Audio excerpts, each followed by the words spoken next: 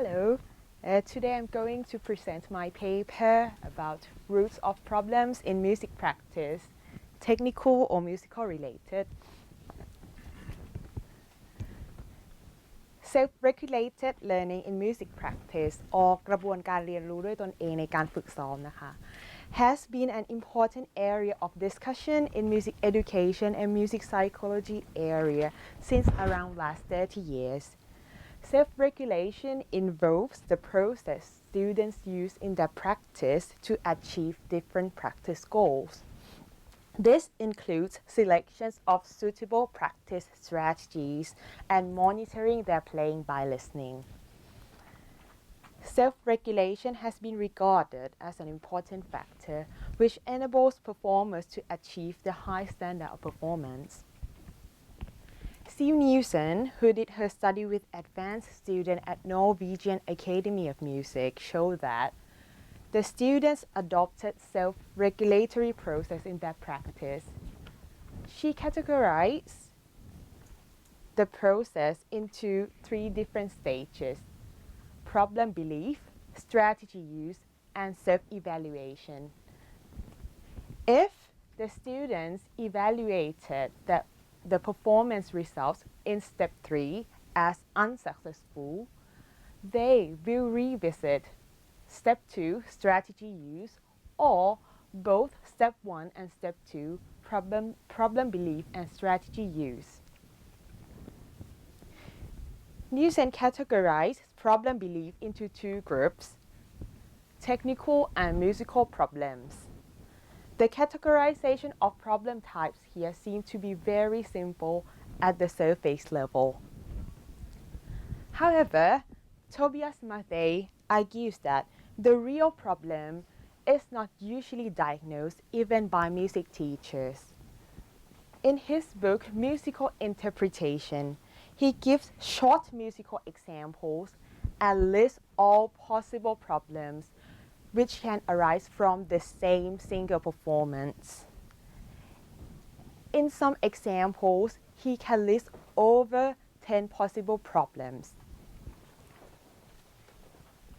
This notion points to a number of different problems which can arise from the same performance, and also points towards the underlying interrelations between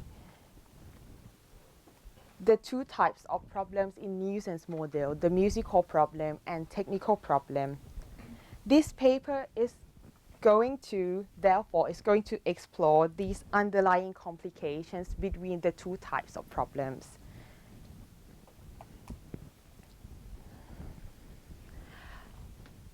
Why can't I get this right? I have been practicing this for a million times, but it's still not there.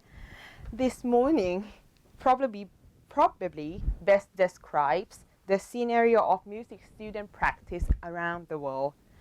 This seems to be a classic joke, but we have to admit that it is a very, very sad one. The scenario usually continues like this. Students then try to seek the answers to their question from teachers and peers, but these are what they usually get.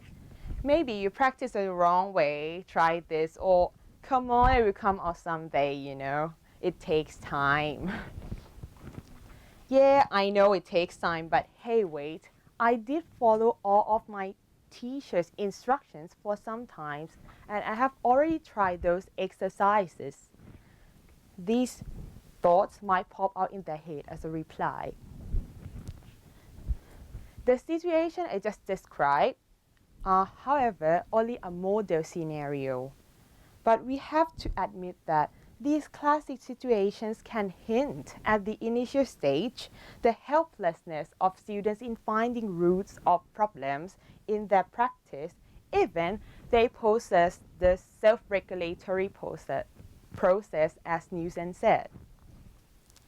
We can suggest from the situation that students almost only attribute the strategies used in their practice to their success or failure of performance results. The diagnosis of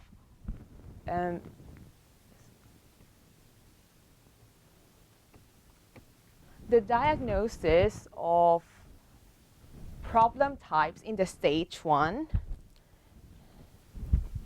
is usually neglected. This may result from that the identification of problem types in use and model between the technical problem and musical problem seems to be too simple and too straightforward. So the students might just skip the problem belief stage and go directly to strategy use right away every time they practice. So we are going to give a close look to these two cases of problem-solving tasks. In the first example, let's say the student cannot play the last 2 notes of each bar clearly. This seems to be related to only technical aspects at the first glance. The student's fingers might not be strong and independent from each other enough, and as a result, each tone cannot be articulated clearly. Suitable finger exercises might be selected or created to help improve the technical weaknesses. However, even if the student can execute the note before the points of problem with decent control, the student usually still cannot play the last note of each figure clearly. One might start to realize from this point that the finger weaknesses may not be the only problem of this case. Therefore, the remaining problem should be related to musical aspects, like in this case, lack of steady pulse. Here comes another deceiving symptom. The student might be told that he rushes from the last beat of the bar to the first beat of the next. Practicing with tapping or metronome is usually recommended. There is nothing wrong about this diagnosis and solution to the problem, but the problem is they still do not cover all the information. This is what usually happens when students practice with tapping.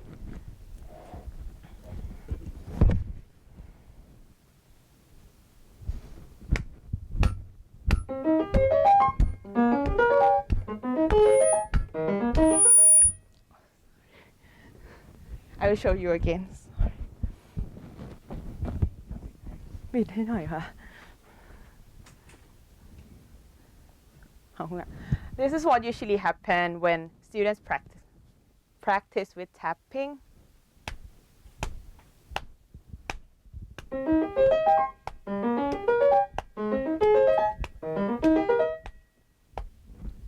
You can notice that students can play in time right now. Of course, practicing with tapping or metronome makes students play in time, but sometimes the space between the beats is not completely right. If one observes closely, he will also play with some kind of rigidity, and excellent tone control is not completely there. Actually, the reason why the student rushes from one beat to another is because the space between those 2 beats is shortened. So, knowing the placing of each beat is apparently not enough.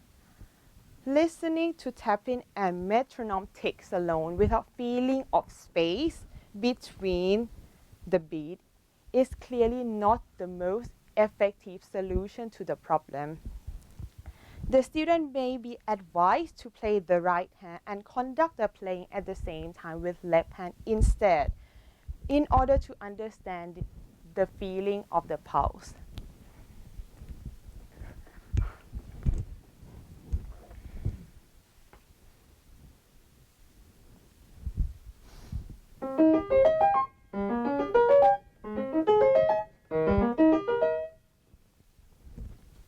You can see that this time the notes, last 2 notes of each bar becomes more clearer because the the movement of conducting and ease the movement of conducting makes the performers play the notes at the end of each bar more easily. With this developed diagnosis and solution, the student should be able to play more clearly with secure tone control and more naturally at the same time.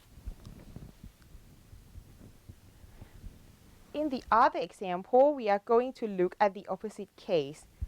The student cannot show the direction to the end of the phrase. It is likely that many students attribute this problem to lack of understanding to underlying harmonic progression.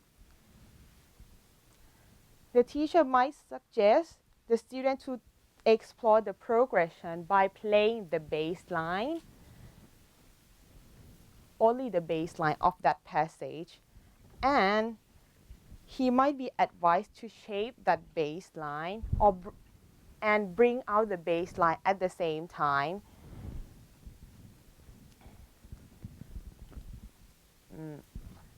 He might also be suggested to bring out the bass line and shape that bass line at the same time. Like for this case, crescendo toward fortissimo to make the direction more obvious. Although one can feel that the oral representation has been built in the student's mind at this point, sometimes he cannot bring it out fully in his playing. The remaining problem, therefore, should be related to technical aspects. It might be easy to figure out that the student's fingers are not strong enough to play the notes at the loudest point of the progression. However, this problem is again trickier than it looks. The student might be told to practice the passage slowly and articulate each finger for stronger tone. Practicing with different patterns of rhythmic alteration is also a common solution, like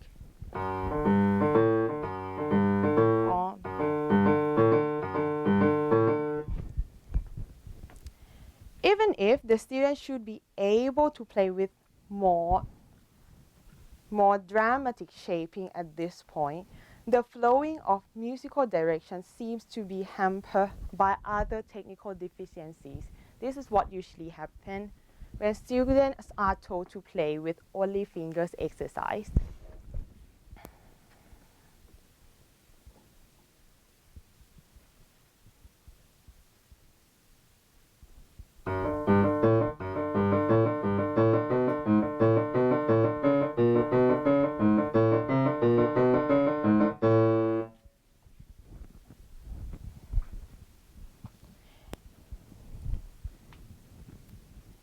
It is true that the student's fingers are weak, but one must bear in mind that fingers are supported by other parts of bodies as well, like wrists, lower arms, elbow, upper arms, shoulders, and most importantly, the back. Therefore, it might be a better solution to feel the support of other parts of the body while articulating the fingers, or to put it more simply, to sense the fingers as part of the whole body, and to make the gesture goes with the musical phrase and musical direction. This will be a more holistic approach to technical problems. This time I will use the elbow movement to make the musical directions become clearer.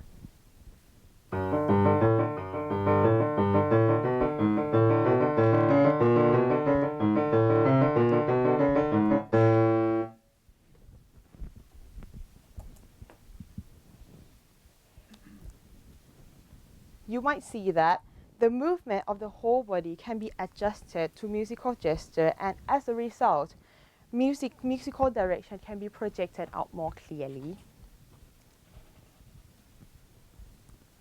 The two analyses I just showed you show that the identification of problem type at the surface level between technical problem and musical problem might be deceiving.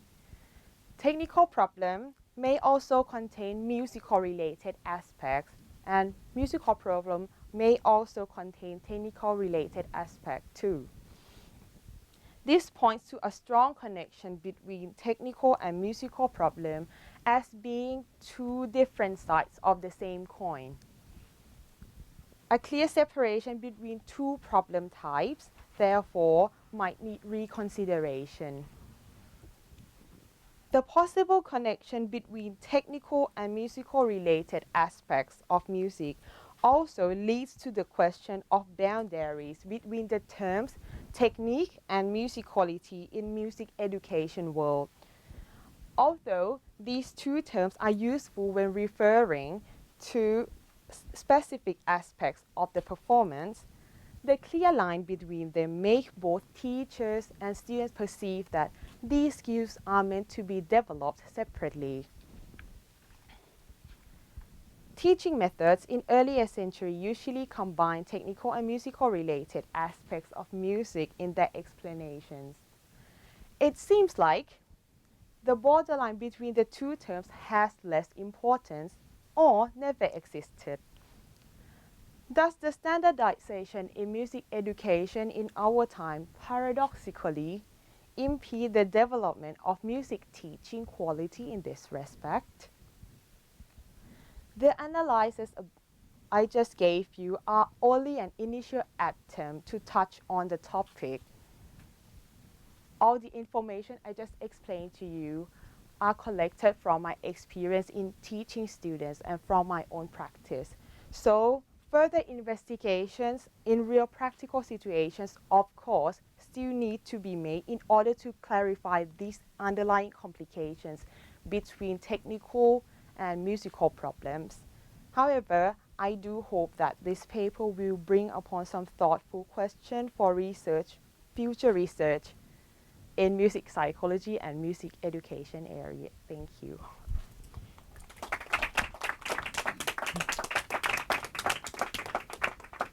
Thank you very much. Do we have any questions or comments? We have a few minutes. Anybody have any questions? I have a question. Okay. I can ask. Okay, yes. Yes. I'm wondering, when you work with students at Yes. the university level, Yes. Do you find that you can talk with them openly about the interface between musical problems and technical problems? Like, do they learn themselves to identify in the practice room their own problems? Do you know what I mean? Yes, I know. But I think it's hard to make the students think about the problems. Like I said, students usually think about the ways that they practice, but sometimes they don't know why they have to use that methods of practicing. So I'm trying to cultivate the thinking of problems types into their thinking. Okay. Yeah. And do you find that your research influences your own practice method? Yes. Yeah. Yes. I try to before I practice, I always identify why I cannot play this passage. If I already tried on the technical aspect and it doesn't work, I try to combine the musical related aspects into it as well. Yeah. Okay, thank Yeah. you. Any other questions or comments from anyone? Okay, thank you very much.